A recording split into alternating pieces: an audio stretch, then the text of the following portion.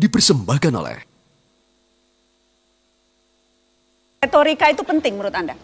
Substansi retorikanya, bukan retorikanya. Kalau retorika Pak Jokowi bagus, disenangi oleh orang banyak. Tapi substansinya apa? Gitu. Mana yang sama bisa dilakukan untuk petani, untuk nelayan, untuk pendidikan, daripada untuk beriklan selama bertahun-tahun. Kita tidak bagi-bagi kuasa, tapi bagi-bagi tugas. Indonesia ini besar, Indonesia ini luas. Tidak bisa hanya diurus oleh satu partai. Teman-teman aja di media aja sudah ngomong kok berapa menteri itu kan udah jelas. Oh tidak, kalau misalnya Gerindra bisa berkuasa, Pak Prabowo Hatta dipilih, kita akan bagi peran. Apa prestasi dia yang bisa kita banggakan sebagai pemimpin publik? Ini Indonesia, bukan batalion. Beda dia pimpin pasukan dan beda dia pimpin rakyat sipil. Selamat malam, selamat datang di Mata Najwa. Saya Najwa Shihab, tuan rumah Mata Najwa. Indonesia akan segera memutuskan siapa yang akan duduk di tampuk kekuasaan. Kandidat hanya ada dua dan keduanya tak mungkin sempurna. Maka membedah kandidat jadi hal mutlak agar kekurangan dan kesalahan bisa dielak. Siapa yang ingin memimpin bangsa harus mau ditelaah dan diperiksa. Antara dua yang kini memberi janji, manakah yang lebih layak memimpin negeri? Inilah Mata Najwa. Jokowi atau Prabowo?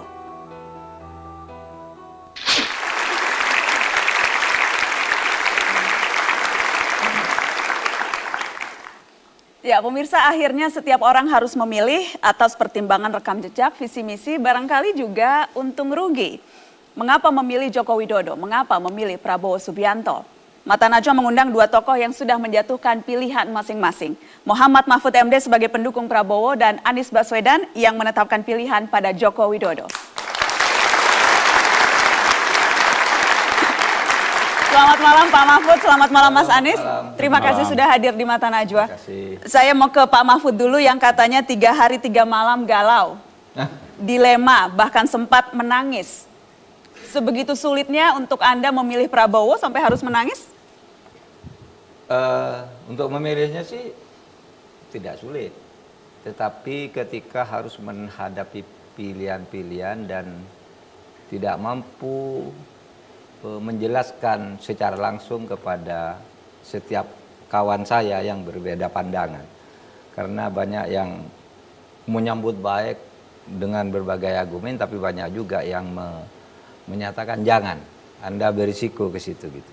Saya 3 hari itu bertanya kepada teman-teman, kepada guru-guru saya semuanya, sampai pada akhirnya saya ini harus mengambil keputusan dalam situasi yang sudah komunikasi politik terjalin. Ketika Anda katakan resiko, apa resiko yang dimaksud? Resiko banyak, kalau pujian itu juga sangat banyak, tapi ejekan yang kadang-kala menyentuh martabat itu kan muncul juga. Kenapa Anda mau mendukung orang ini? Apakah Anda sudah begitu kalap dan sebagainya? Jadi memang prosesnya Anda akui sulit untuk menjatuhkan pilihan? Iya, sulit secara psikologis, bukan secara rasional. Gitu. Saya ingin ke Mas Anies, 3 hari 3 malam galau, meneteskan air mata. Bagi Anda seberapa sulit menjatuhkan pilihan pada Joko Widodo? Simple. Saya melihat masalah yang dihadapi Indonesia, kemudian kira-kira pendekatan apa yang diperlukan, lalu tipe pemimpin seperti apa yang diperlukan. Dari sana kemudian sampai pada pilihan Pak Jokowi. Dan saya rasa tidak ada beban moral yang menimpa untuk memilih Pak Jokowi itu dan Pak JK, dan tidak banyak pertanyaan di situ. Yang beban moral maksudnya apakah memilih yang satunya ada beban moral? Paling tidak saya nggak mengalami tekanan moral apapun ketika saya memilih Pak Jokowi. Saya melihat memang Indonesia hari ini sesudah 15 tahun reformasi membutuhkan kebaruan. Karena sudah begitu banyak orang yang selama 15 tahun itu berada di dalam pemerintahan, dalam pimpinan partai politik, dalam suasana di mana rakyat membutuhkan perubahan, tetapi yang muncul justru orang-orang lama atau mereka yang sudah di dalam kuasa 15 tahun. Tapi kan Yusuf Kala juga tadi, kalau Anda katakan kebaruan, apa yang baru dari Yusuf Kala? Ya, jadi disinilah yang menarik. Pak Yusuf Kalla adalah orang yang pernah menjadi wakil presiden. Secara usia juga relatif tua. Tetapi Pak Yusuf Kalla selalu diasosiasikan dengan terobosan, pendekatan baru, pendekatan berbeda. Meskipun kalau hitungan usia, beliau tua. Dan di situ saya melihat pasangan ini lebih tepat untuk memimpin Indonesia ke depan. Oke, saya mau ke Pak Mahfud. Sulit untuk menepis anggapan bahwa Anda kecewa karena akhirnya tidak bisa menjadi pemain dalam pertarungan ini. Karenanya daripada tidak jadi apa-apa, lumayanlah jadi ketua tim sukses. Bagaimana Anda bisa menjelaskan pandangan-pandangan itu? Nah, itu salah satu yang menyebabkan saya agak lama memutuskan. Orang pasti akan mengatakan itu gitu. Saya memang kecewa kepada PKB, tetapi bukan itu alasannya saya pindah ke situ. Kecewanya kenapa? Begini, orang mengatakan saya ini menjadi calon PKB untuk calon wakil presiden. Tetapi sebenarnya tidak pernah itu sebenarnya. Misalnya PDIP menyebut punya 4 calon. Tidak pernah ada dokumen resmi bahwa saya itu calon dari PKB yang diajukan oleh ketua PKB. Tapi Caimin kan bolak-balik menyebut Makanya dia bolak-balik menyebut, tapi sebenarnya tidak pernah. Karena dia mengatakan PKB mengusulkan sekalian nama. Tapi harapan itu kan sempat ada kan makanya, Pak? Iya, memberi harapan, mengusulkan sekalian namanya Pak Mahfud. Tapi diam-diam dia bilang ke orang lain, ke mitra partai itu, tapi Pak Yusuf Kalla saja gitu loh. Sehingga meskipun saya resmi selalu disebut oleh orang PDIP ini calon-calonnya, PDIP pun tidak pernah menghubungi saya, Jokowi pun tidak. Jadi ini Anda kecewa pada Caimin sesungguhnya. Ini suara protes Mahfud MD? Sebentar dulu. Oh iya, oke lah, sudah selesai nih. Saya sebenarnya Mohaimin tidak sungguh-sungguh. Sesudah itu saya ketemu dengan Mas Fadlison dan kawan-kawan. Disitulah saya mendengar kemudian bahwa, loh, Mohaimin itu juga menawarkan dirinya ke Prabowo. Ketika diminta oleh Prabowo tiketnya itu, tiket partai, yuklah bergabung dengan saya agar semuanya. Tidak ada Caimin, jadi saya tidak bisa mengkonfirmasikan hal itu, Pak Mahfud. Konfirmasi ke anu aja nanti ke Fadlison. Saya harus konfirmasi langsung ke Caimin untuk itu. Dia, iya oke, tapi saya yang wapres gitu. Oke. Sehingga memang saya sengaja ditutup di sana, ditutup di sini, lalu diumumkan sebagai calon gitu. Bagaimana menurut Anda seperti itu? Nah itulah sebabnya lalu saya berpikir, ya, ini orang tidak fair. Sehingga saya katakan ya sudah, nanti saya harus ambil sikap koreksi dia. Dan ini sikap koreksi Mahfud MD dengan menunjukkan saya akan mendukung lawannya siapapun yang didukung oleh Caimin. Iya, tetapi dengan melihat visi misinya dulu, karena visi misi karakter dan apa yang dijanjikan oleh Prabowo dan Jokowi itu tidak lebih jelek.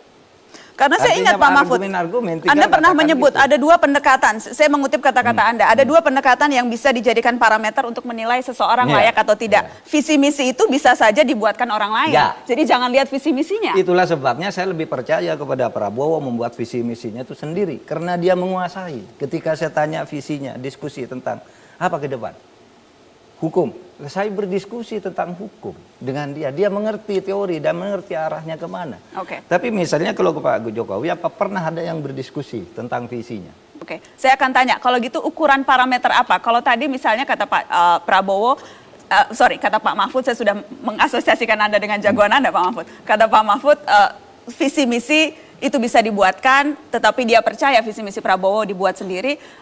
Mas Anies, kriteria apa yang Anda gunakan untuk menentukan Jokowi pilihan Anda? Tantangan yang dihadapi Indonesia hari ini itu tantangan yang masih terlalu banyak sifatnya elementer. Partai apapun, pemimpin apapun yang dia harus selesaikan, pangan, kesehatan, pendidikan, infrastruktur, partai apapun.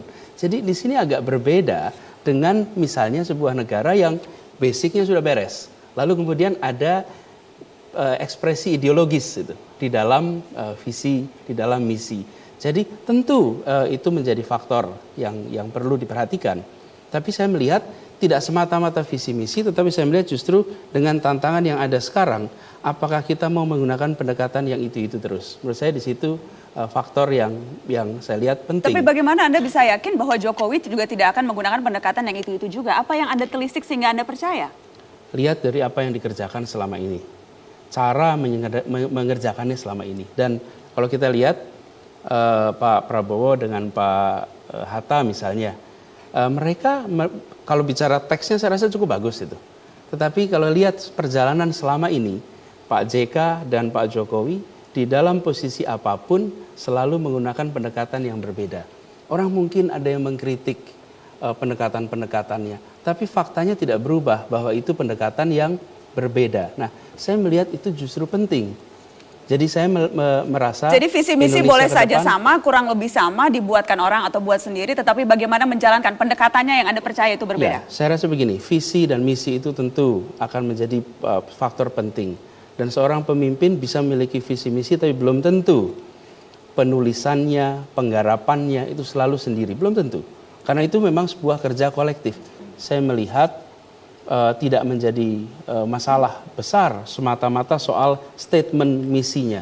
Tetapi justru lihat track recordnya, bagaimana pendekatannya selama ini, dan dari situ kemudian kita pilih. Oke, boleh dikasih tepuk tangan untuk dua tokoh ini. Nah, itu kan bergurau saja. Wah, Pak Mahfud tuh dapat jabatan lebih dari menteri, kan gitu. Dapat menteri apa? Wah, lebih dari sekedar Tapi menteri. dengan kan Pak Ical juga lebih dari sekedar menteri. Kayaknya kalau bercanda nggak 2 kali deh, Pak. Kalau dengan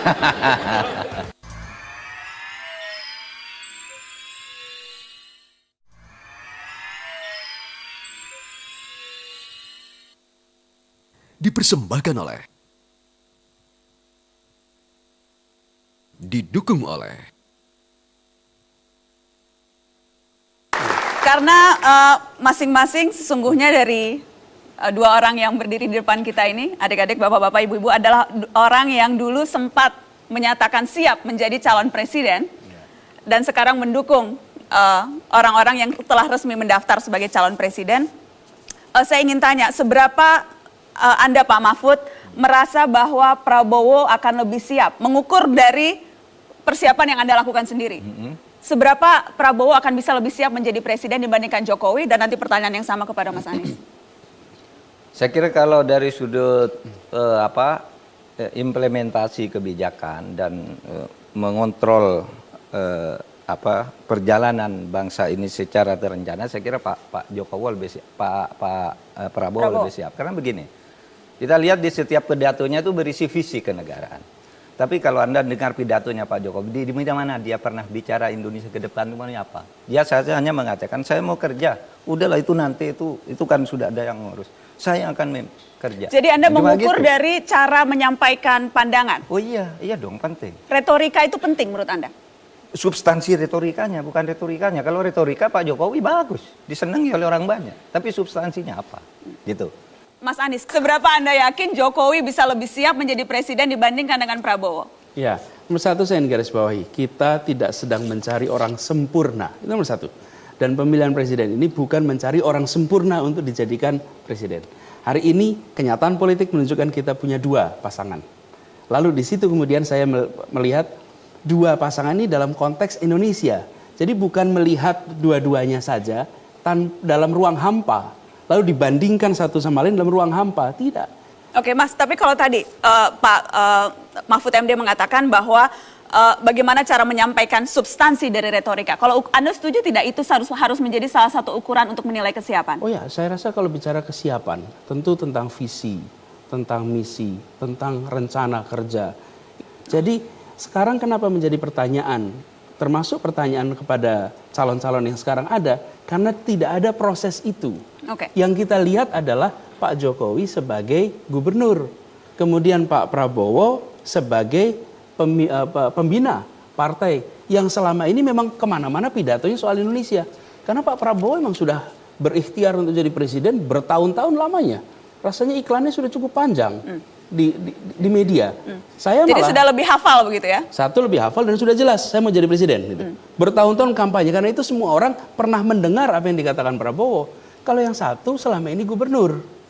Dan selama gubernur ya menjalankan tugas sebagai gubernur. Baru sesudah dicalonkan dia mulai bicara tentang Indonesia. Waktu yang dimiliki untuk menjelaskan rencana jelas berbeda. Tapi juga buat saya malah menjadi menarik. Selama ini kita menyaksikan jika orang menginginkan untuk menjadi sesuatu, maka lakukanlah untuk masyarakat. Lakukan kerja untuk masyarakat. Bukan semata-mata menggunakan dana untuk berkampanye dengan nilai yang fantastis tentunya. Saya sendiri nggak pernah tanya itu. Baik. Kira-kira gini saya bilang, Kalau Anda ingin jadi pemimpin, lakukan sesuatu bagi rakyat. Dana yang sama bisa dilakukan untuk petani, untuk nelayan, untuk pendidikan, daripada untuk beriklan selama bertahun-tahun. Republik ini membutuhkan. Baik. Jadi di situ kemudian kita membutuhkan justru orang yang bukan memburu kekuasaan. Berikan amanat itu justru pada orang yang tidak memburu amanat itu.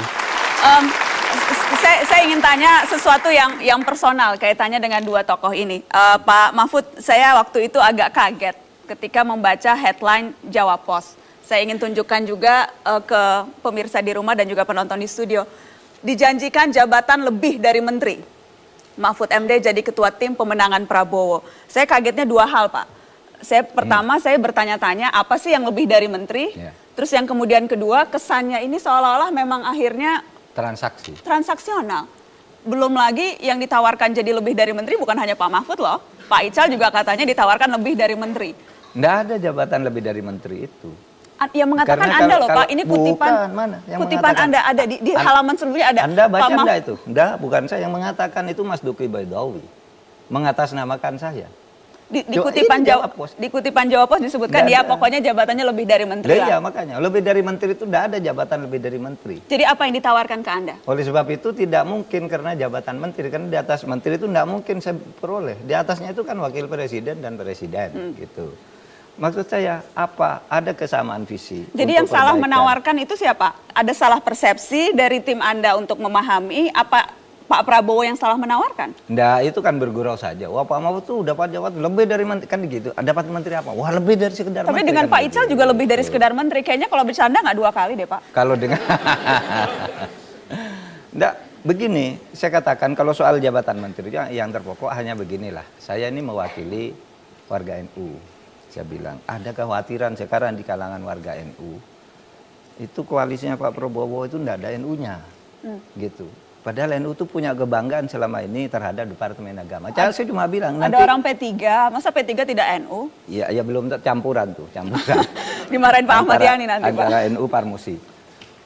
Dan mungkin P3 pun tidak akan nyalonkan orang NU juga. Sehingga saya katakan kalau nanti menang Pak, saya ngusulkan calon Menteri Agamanya bersama Pak Akil Sirot. Iya katanya. Yang lain-lain jabatan, itu bicarakan sudah menang, ini kan belum menang. Kalau sudah menang baru nanti. Saya tawarkan visi penegakan hukum. Lalu saya diskusi tentang hukum. Ternyata dia ngerti juga teori-teori hukum. Jadi Anda menitipkan pesan, bukan menitipkan orang?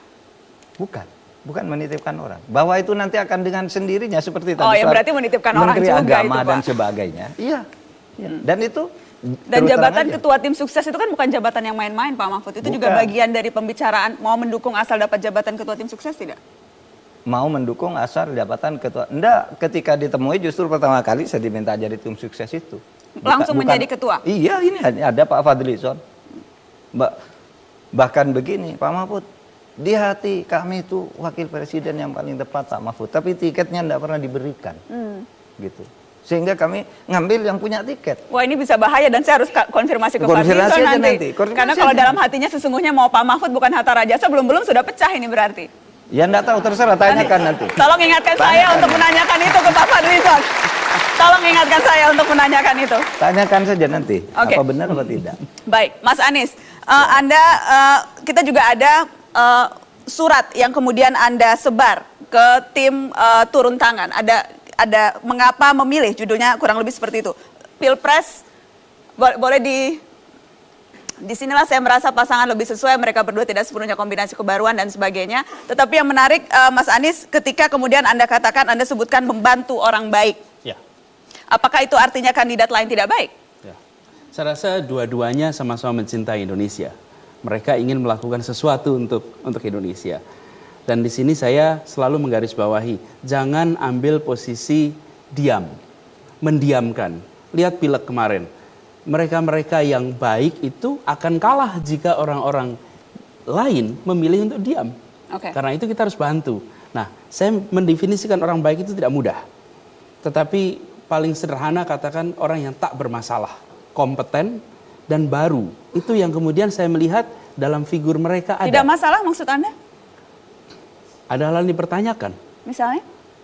Catatan masa lalunya, kemudian track record di pemerintahannya, dan itu kita semua tidak punya bukti lengkap tentang masalah-masalah, tapi ada potensi masalah yang sebenarnya harus dibereskan. Mas Anies, ketika kemudian Anda sekarang secara tegas menyatakan dukungan terhadap Joko Widodo, saya harus tanya sama dengan yang saya tanyakan kepada Pak Mahfud MD, apakah ini memang cara Anda untuk mengunci posisi tertentu supaya tidak ketinggalan ambil bagian di pemerintahan nanti? Ya, sebetulnya lebih aman berada di luar sama sekali, tidak usah membela salah satu, dan itu kemudian jaga hubungan baik dengan dua-duanya. Siapa tahu kalau salah satu dapat, malah justru bisa mendekat, bukan? Tapi kalau kemudian kita lakukan itu, maka saya tidak konsisten. Karena saya selalu kemarin mengatakan bahwa mari kita terlibat, mari kita turun tangan, mari kita pilih. Dan ketika mengambil sebuah pilihan, tidak harus menjadi musuh. Berbeda itu tidak ada masalah. Lawan debat, teman berpikir. Lawan badminton adalah teman berolahraga. Jadi berbeda pandangan di sini bukan sesuatu yang luar biasa. Jadi saya melakukan ini sebagai kesadaran sebagai warga negara. Saya ambil sebuah pilihan yang saya tidak punya beban untuk menjelaskan. Dan saya yakin bila saya sampaikan alasannya masuk akal dan insya Allah bisa dipahami oleh semuanya. Ternyata belakangan baru kita tahu di PAD di Solo itu ternyata menurun di era pemerintahan Pak Jokowi. Kalau nggak jadi wali kota terbaik di dunia. Enggak, itu kan karangan aja. Kalau itu kan karangan. Coba tanya warga Solo dan rakyat